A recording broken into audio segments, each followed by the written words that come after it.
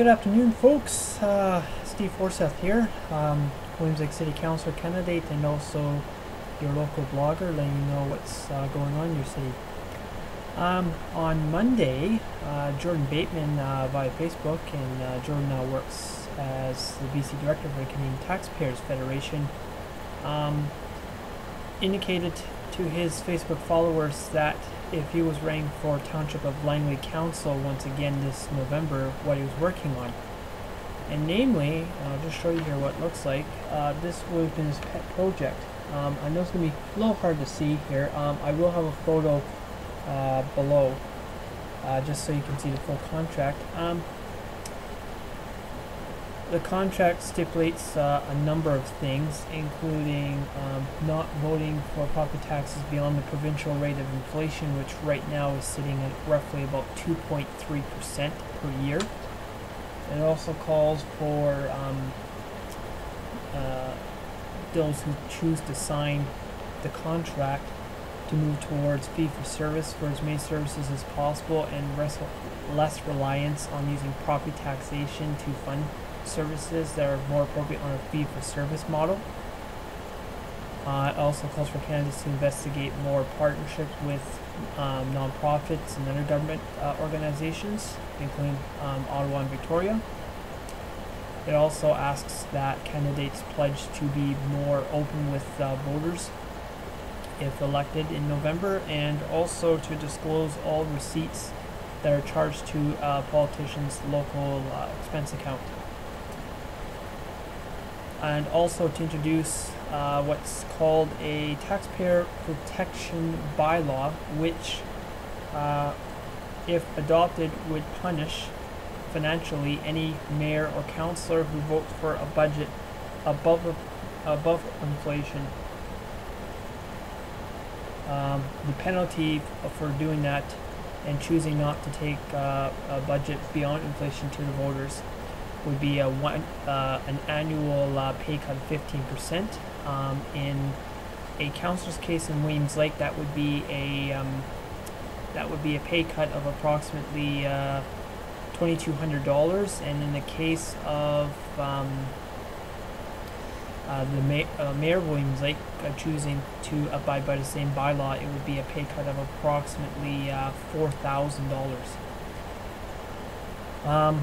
I wish to announce that I will be signing this contract.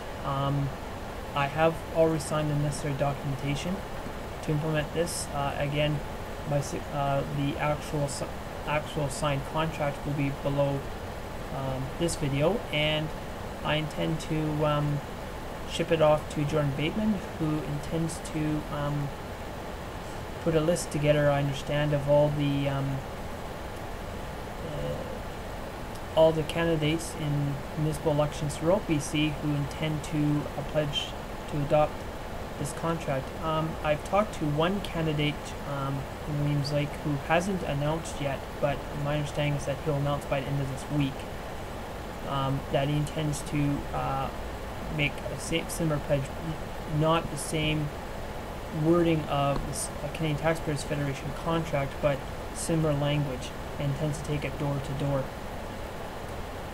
I'm sure some of you are wondering, well, Steve, why would you do this? Well, the reason I'm going to do it is because this entire contract is in line with my personal beliefs of how local government ought to operate. And I think there ought to be a moral pledge to taxpayers that we will be more open and honest, and we will try and limit, in fact, I will try very hard to limit tax increases to rate of inflation, because I think that's the responsible act to take. I know some candidates I've talked to are talking 0, 0, and 0 as far as tax increases for the next 3 years. Given we have a number of costs coming up, our annual RCMP costs, we have the city's unionized employees, their collective agreement is up next summer. I think that's I think it'd be irresponsible if you didn't allow yourself some breathing room to ensure that if you had to raise taxes based on a contract, that you would be in a position to do so. So that's in a nutshell why I'm signing the contract. Now, I want to address just for a minute, there's also a pledge by the Canadian Federation of Independent Business, and they also call for similar things, including having a 2-to-1 ratio for business to residential taxes, and also guaranteeing supporting a municipal auditor general. Now, the reason I will not sign their particular pledge is because of a couple of things. Number one, Williams Lake's business to residential tax ratio right now is at 2.07, which is, I think, about as close as their target as you're going to get. I think that's more or less in line with what they're asking for. Second thing is, I'm not convinced that a municipal auditor general is required at this stage. I think the underlying issues of accountability and spending can best be served and addressed by having that local conversation between local taxpayers and their elected officials, without necessarily creating a new bureaucrat position and also the added expense to do that, which ultimately you and I will pay to do that. So that's why I'm choosing to sign the Canadian Taxpayers Federation contract rather than CFIB's pledge. And I think you should ask your other candidates, why, if they're not prepared to sign the similar CTF contract, why they're not prepared to do so. I think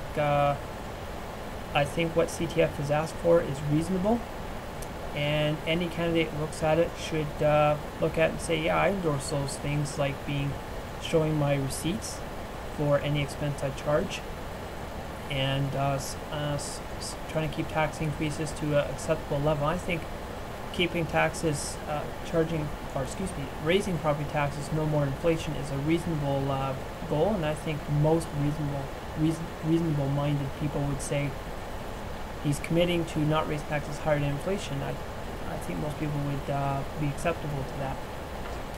So in any event, that's what I intend to do, and I hope that you'll find favor with that line of thinking as I come door to door sometime in October. So with that, I'll wrap it up, and yes, have a fine day. Thank you.